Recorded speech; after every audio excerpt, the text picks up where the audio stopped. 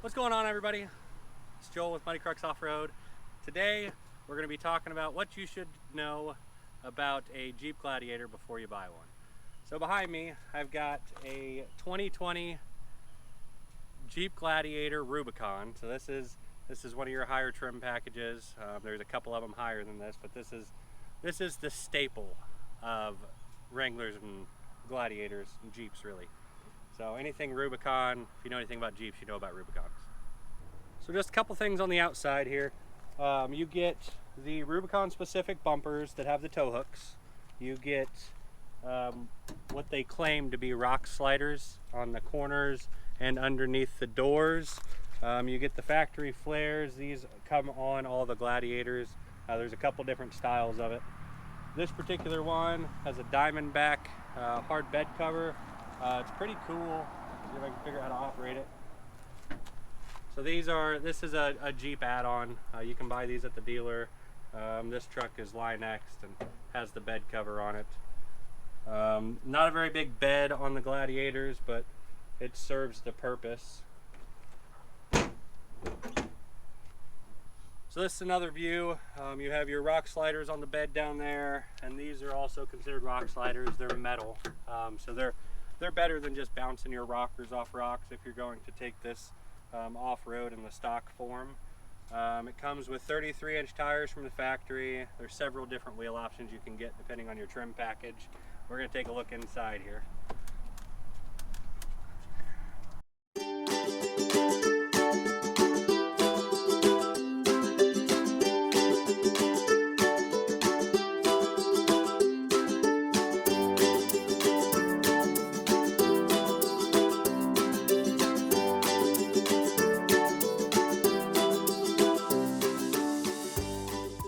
So on the interior, with the Rubicons, you get all the red stitching. You got red stitching around your steering wheel, on your e-brake, all your shifters, all your seats are outlined with red stitching.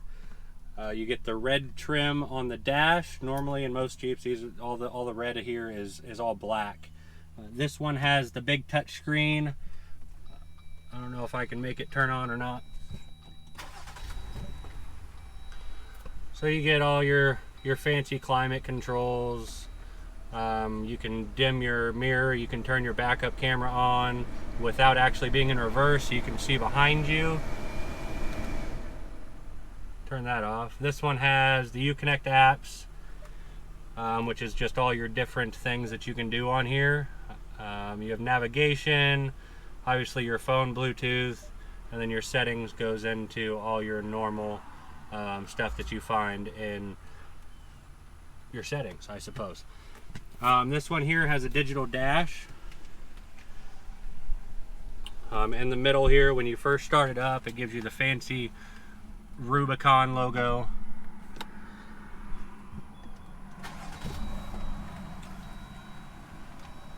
You have your normal gauges in here, your RPMs, your miles per hour, your fuel indicator, and your temperature are all digital.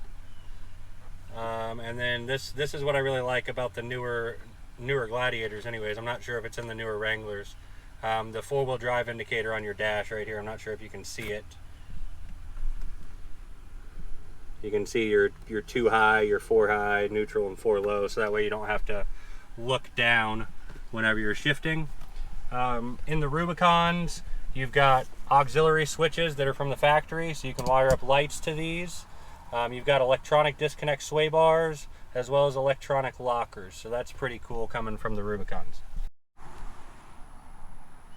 Some more of the outside stuff on a Jeep Rubicon. You get a Rubicon specific hood with hood vents on it. You get the bulge in the middle. It's for aesthetics. It's not really functional. You get the same motor in this as you do a regular Rubicon, or regular Gladiator, I'm sorry. So this is just for looks. It does really complete the look of the Jeep though. I like it a lot.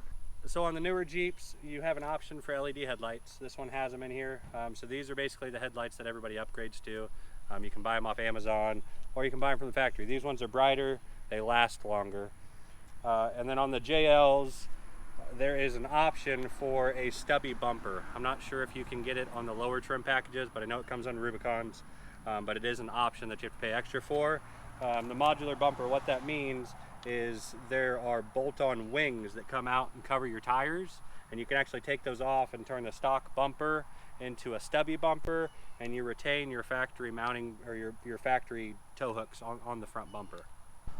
Okay, now let's talk about the powertrain options. Now, forgive me because I don't own one of these. I don't know a ton about them. I know that you can get an automatic or a manual transmission in them. It's a 6-speed auto. I think it's a 6-speed manual as well. The main engine that came in most of them is a 3.6 liter V6. That comes in Wranglers. It comes in every Jeep out right now, I think, except for like the smaller ones like the Renegades. But Wrangler, Gladiator, Grand Cherokee, I think even the regular Cherokees all come with this 3.6. So parts are plentiful. They're relatively easy to work on. The oil filter's on top. The only thing that I don't like about these engines is that the alternator is mounted inversely, which means that it's backwards. The belt ride's on the inside versus the outside. It's kind of goofy there, but not a huge deal. The 3.6 liter, and again, forgive me, I'm going to pull out Google here. The 3.6 liter has 285 horsepower, 260 foot-pounds of torque, 17 miles a gallon city, 22 miles a gallon highway. So that's not bad, especially in a full-wheel drive truck. If you keep your foot out of it, you probably do pretty good on fuel mileage. They also came with a V6 diesel option, which was 260 horsepower, 440 foot-pounds of torque, 22 miles per gallon city, 28 miles a gallon on the highway. So if you're going to build this more for a commuter vehicle, a daily driver, the EcoDiesel is probably going to be the way you want to go, just for the sake of fuel mileage. But they're both really reliable engines. Neither one of them really have issues that we know of yet. All in all, a really reliable vehicle. Okay, so another thing about these, the top is fully removable just like a Wrangler. I'm sure at this point you've seen one of these Gladiators driving around with no top on it. This particular one does have the Freedom panels on it, which means that the front two panels come off independently and the back comes off as one piece. Me personally, I absolutely hate the way these look without a top on it, but it's always cool to give yourself the option, especially if you're going to go wheeling on the weekend, put a bikini top on it, and give yourself a little bit more freedom. Another thing we're going to talk about is the back seat here. Pardon the mess, it's not completely cleaned out. We got the same red stitching back here. There is storage underneath the seats, some boxes that we keep, straps and cloths and stuff in. So, decent sized back seat. I am 6'2", about 300 pounds, and I can fit in here pretty comfortably. There's not a ton of headroom. The bar on both of these and the Wranglers are my biggest pet peeve. I hit my head on these bars a lot. So, but decent leg room, especially for a bigger person. You can definitely fit your buddies or your kids back here. So another thing we got to talk about is on the Rubicon specifically. These come with Dana 44 front and rear axles. Those are the beefed up axles that everybody wants to upgrade to. I don't believe a Rubicon comes with less than 410 gears, and then it's got those lockers that we've already talked about. So if you're going to build an off-road rig and the bank will allow it, definitely go with Rubicon. That's what gives you those beefier axles. On a standard Gladiator, you're going to get a Dana 30 front, Dana 44 rear. So at least you get the beefed up rear axle. The front axle is the one that always breaks. So the Rubicon front axle is definitely the way to go. And one of the main reasons you're probably watching this video, what kind of problems can you expect out of one of these Gladiators? So this one has 21,000 miles on it, just under 21,000 miles on it. And really there's only been two problems. The back window leaked.